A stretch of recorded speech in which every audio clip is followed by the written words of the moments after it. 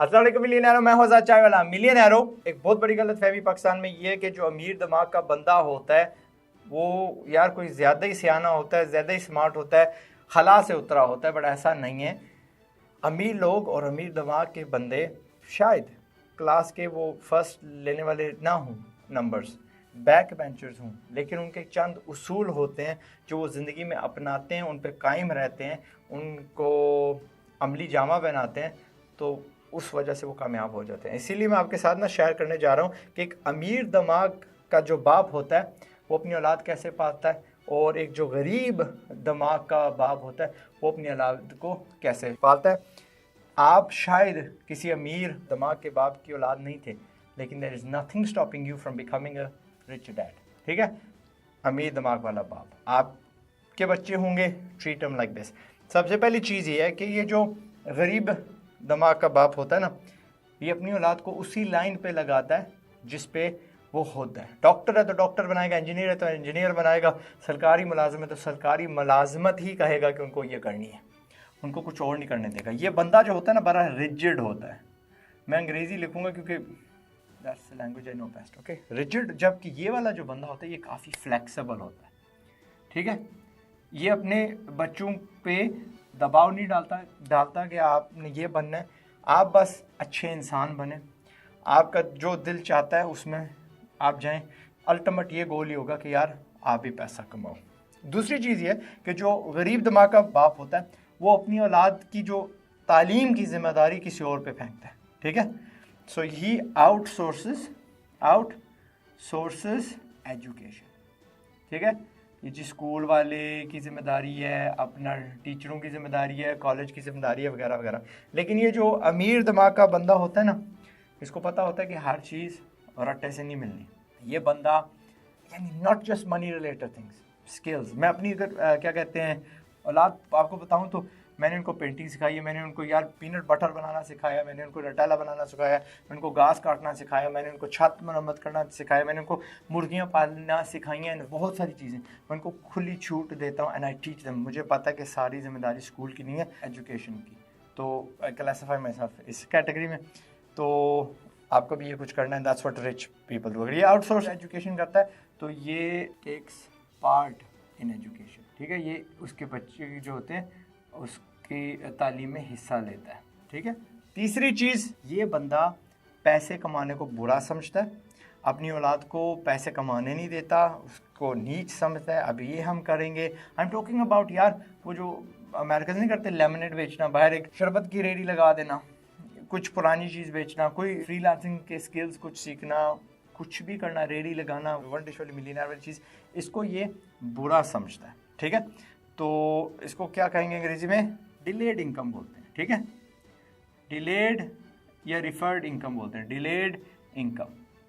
दुनिया की हकीकत यह है कि हमें पैसे कमाने और ये कमाने नहीं देता, इसकी नाक कट जाती है, लोग क्या कहेंगे, ब्ला ब्ला ब्ला ब्ला। ये वाला बंदा, मैंने कहा ना, खुद एजुकेशन की जिम्मेदारी लेता है, जिसका हिस्सा ये भी है कि ही लेट्स देम हैव एक्सपीरियंसेस। मैं एक यूनिवर्सिटी में था कल, साथ मेरे कज़न थे जिनको मैं मेंटोर कर रहा हूँ। तो उनसे पूछा गया, क्योंकि मैंने लिटरली ये बात कही कि आपने सबसे पहले अपनी कमाई किस उम्र में की थी, तो उन्होंने कहा 13 साल। मेरा बेटा फ़िलहाल 1 रुपया नहीं कमा सका, लेकिन लगा हुआ है बड़े वाला। और नहीं, उससे जो बड़े वाला है उसने तो घास काटना शुरू कर दिया, उसने बहुत कुछ कमाया। हालिया में उसने एक NFT बना के $2 भी कमा लिए, 2 पाउंड सॉरी कमा लिए। I am happy with him. मेरी सबसे बड़ी जो बेटी है, शी हैज़ उसके यानी शी इज़ माशाल्लाह डूइंग वेरी वेल। अब वो ज्वेलरी खुद को सिखा रही है और खुद कर रही है। So this guy teachers them, teachers नहीं क्योंकि टीचर्स कम होता है, allows them to earn early। यहाँ पे early लिख देते हैं। इसको शर्म नहीं आती कि मेरे बच्चे यार वो क्या कहते हैं, जुमा बाज़ार पे स्टॉल लगा रही हैं, कुछ कमाने के बारे में सोच रहे हैं। चौथी चीज़, ये बंदा ना, इसमें कोई गलती नहीं है, लेकिन ये बंदा इंटायरली जॉब के लिए अपने बच्चों को तैयार करता है। जॉब, नॉट कि आप हुनरमंद बनो, आपको कल यार आप कीमती हूँ, नौकरी आपको ढूंढे। जॉब, सीधी सादी जॉब, और कोई ऑप्शन नहीं देता। ये वाला जो बंदा है ना, ये, और ये समझ लीजिए, इसको साथ ही भी लगा देते हैं, फॉलोअर। ठीक है, इसको फॉलो कर, उसको फॉलो कर, उसका फ़ैन बन, इसका बन। ये वाले जो है ना, ये leaders right from the beginning, यार तूने बॉस बनना है, तूने लीड करना है, तूने मुनफरद होना है, तूने यार फॉलोअर मत बनना। और मैं अपनी औलाद को कितनी बार बोलता हूँ, you not allowed to follow ये जो बकवास है व्लॉगर्स होते हैं। काम की चीज़ देखनी है वो देख सकता है। एंड अपनी तरफ से ये लिख रहा हूँ कि this things are have experienced. पांचवी चीज़, ये बंदा ना गिव्स देम एवरीथिंग, जो ये मांगते हैं। हमारी एक टेनेंट हुआ करती थी ट्रेसी, मेरे भाई जब जाते थे, वो कभी कभार जाना पड़ता तो बुलाते थे कि my brother handles my properties and stuff. तो वो कहती थी, वो कहता है उसके घर मैंने वो चीज़ें देखी जो मैंने अपनी औलाद, यानी ना मैंने देखी ना मैंने कभी अपनी औलाद को दी है। बस मेंटालिटी ही है। और किराए पे वो यार हमेशा उसको प्रॉब्लम्स आ जाया करती थी। सो ये लोग ना, मैंने कहा ना, एसेट्स नहीं बिल्ड करते ये लोग, हंसते रहते हैं, यशू में करते रहते हैं, स्पेंड सेविंग इनकी बिल्कुल कम होती है। तो ये बंदे अपनी औलाद को हर चीज़ देते हैं। हम लोग ठीक है, वी हैव द एबिलिटी। जो अमीर दिमाग के लोग बंदे होते हैं ना, बाप, उनके पास पैसे होते हैं। मैं उनकी बात नहीं कर रहा जो बिगड़ी औलाद है, जिसके बाप ने भी उसको भी पैसे विरसे में मिले हैं। जो सेल्फ अर्नड वाले बाप होते हैं ना, जिन्होंने खुद कमाया होता है, वो अपनी औलाद पे ज़रा ज़्यादा नज़र रखते हैं। तो हमें हमेशा ये होता है कि ज़्यादा दे दिया तो बिगड़ जाएंगे।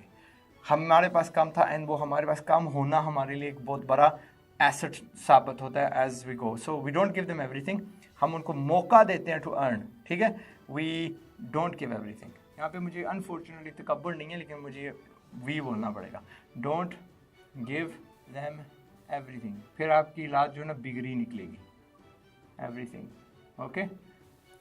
छठी चीज़, ये वाले लोग ना बड़ी सेफ खेलते हैं, सेफ प्ले, एंड अपने बच्चों को भी यही बोलते हैं कि भाई सेफ्टी सेफ्टी सेफ्टी, जॉब लो, रिस्क नहीं लेनी वगैरह वगैरह। जबकि ये बंदे राइट फ्रॉम द बिगिनिंग अपनी औलाद को कहते हैं कि पैसा कमाना ज़िंदगी एक गेम है, और गेम में आपको पता है जो आगे के बार के छक्के मारेगा, टल्ले मारेगा, उसके चांसेस हैं कि वो यार छक्के मारेगा, बड़ा प्लेयर बनेगा, वो शाहिद अफरीदी बनेगा।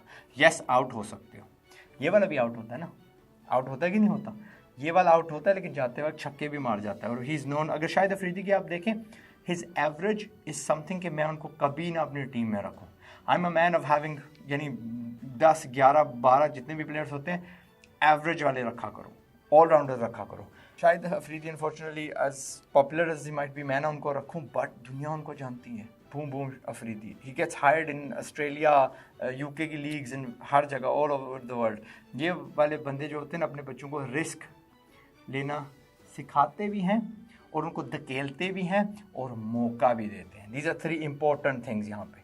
कभी कभार बच्चा अगर हेजिटेंट है तो उसको धक्का दे दिया, करना तुझे ज़रूर है। ओके, ये वाले लोग जो होते हैं ना, बहुत जुल्म करते हैं अपनी औलाद पे, डिमोटिवेट करते हैं अपनी औलाद को, कंपैरिजन करते हैं। फलां की औलाद को देखा, फलां की बेटी को देखा, फलां के बेटे को देखा, तू नहीं कर सकता, ऐसे नहीं, हमारे लोग नहीं करते ऐसे, हाँ ये हमारा काम नहीं है, हमारा दस्तूर नहीं है। ये वाले बंदे हमेशा मोटिवेट करते रहते हैं कि कोई मसला नहीं है, यू फेल, नो प्रॉब्लम। ठीक है, बंदा गिर गिर के ही सीखता है। रिस्क लेना अगर बोल दिया तो फिर इतनी भी छूट देते हैं कि यार इसको बुरा भला नहीं बोलना, इसकी जो यार एक बच्चा बाप की तरफ इतना कुछ देखता है, आई कॉन्ट एक्सप्लेन। वो कहता है यार और दुनिया मेरे खिलाफ हो जाए, बाप मेरा मेरे से राज़ी हो, it's such a powerful thing. लेकिन ये बेगैरत लोग उनको फिर भी डीमोटिवेट कर देते हैं। So these people are motivators. उन बच्चों के ना मोटिवेटर्स, ये उनके टीचर होते हैं, ये इनके नंबर 1 फ़ैन होते हैं, ये इनके मेंटोर्स होते हैं और इनके मोटिवेटर्स होते हैं। मैं जाऊँ, मेरी बेटी बना जिस किस्म का भी कुछ केक बना दे या कुछ बना दे, it's the best cake in the world. Okay, उससे पहले मैंने बेहतर कोई चीज़ खाई कोई नहीं।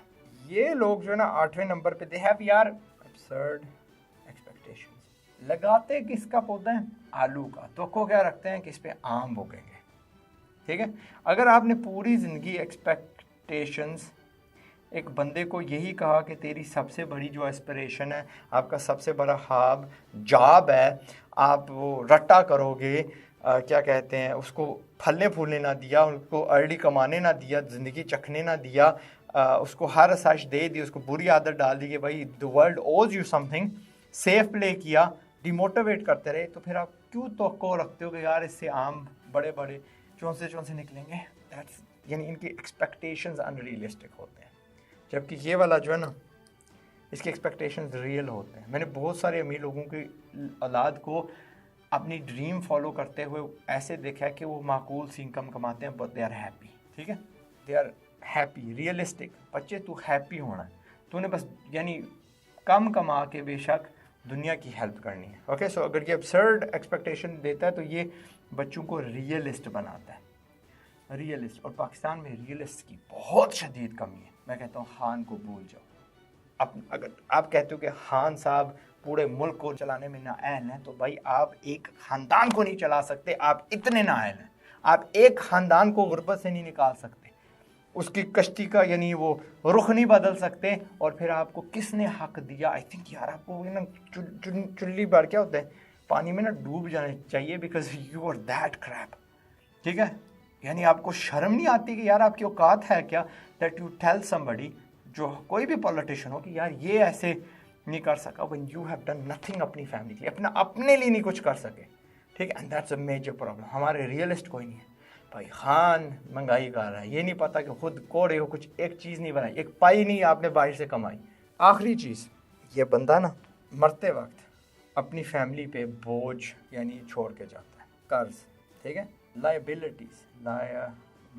अगर खुद क्या कहते हैं किराए के मकान में रहा है तो औलाद को भी उसी में छोड़ के जाएगा। लायबिलिटीज़, उनको वैसे ही तो उसने काट दी, उनको फलने फूलने नहीं दिया, नाकाबल छोड़ा, उनका हौसला पस्त कर दिया। जबकि ये वाला हमेशा एसेट छोड़ के जाता है, एसेट्स। ठीक है, अगर मैंने यार कमा के 1 करोड़ तक पहुँचाऊँ तो मेरी औलाद अगर 1 करोड़ से आगे जंप मारी तो फिर पता नहीं खरबों में जाके लैंड होगी इंशाल्लाह। Okay, not that's what we want. हम चाहते हैं कि अगर वो सियाने निकले, तो अल्लाह ने भी बोला कि अपनी औलाद को गरीब मत छोड़ के जाना। इसलिए आप अपनी चैरिटी जो, जब आप मर जाओ 33% यानी 1/3 से ज़्यादा चैरिटी को नहीं दे सकते। आपको रिश्तेदारों में बांटना पड़ता है, औलाद में फेंकना पड़ता है। रिश्तेदारों को गरीब नहीं छोड़ना, उनके हिस्से उनको देने पड़ते हैं। सो ज़िंदगी में जितनी चैरिटी देनी है दे दो। आफ्टर यू डाई 30-something% से ज़्यादा आप नहीं दे सकते। लो जी मिलियनेरो, खुलासा ये है कि अगर आप अमीर दिमाग के बाप के बेटे नहीं हैं, बच्चे नहीं हैं, तो कम से कम आपको खुद बनना है। Same thing goes for mothers. मैं डैड यहाँ पे इस्तेमाल कर रहा हूँ, बट आई नो 4-5% मेरी देखने वाली लेडीज़ भी हैं। तगड़ी माएँ बनना। ठीक है, तगड़ी माएँ, तगड़े जो है ना शेर पैदा करती हैं, शेरनियाँ शेर पैदा करती हैं। आपको शेरनियाँ बनना है, शेरों को जन्म देना है। पाकिस्तान जिंदाबाद। मैं हूँ आज़ाद चाय वाला। If you like this and you want to continue financial education तो सब्सक्राइब कर लो, वरना रहने दो। अस्सलाम वालेकुम। इससे पहले कि गुर्बत से बर्बाद हो जाओ, कोशिश है मेरी कि तुम भी आज़ाद हो जाओ।